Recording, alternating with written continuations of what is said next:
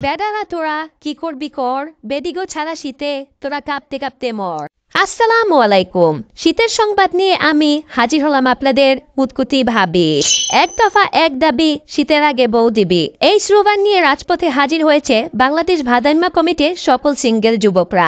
সিঙ্গেলদের দাবি, আসন্ন শীতকালে একটি রাতও বউ ছাড়া থাকা অসম্ভব।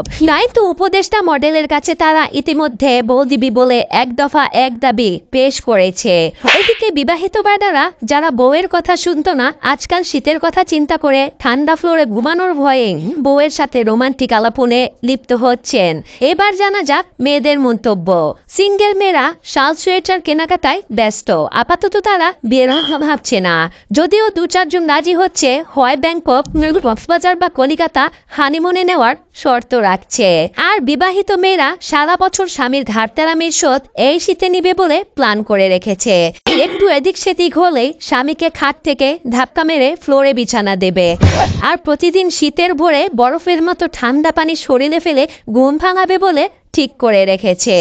বেডারা তোরা কি করবি কর, বেডিগো ছাড়া শীতে তোরা কাঁপতে কাঁপতে মর। আজকে বিদায় নিচ্ছি আমি, আপনাদের কুতকুতি ভাবি। এই ছিল আজকের খবর।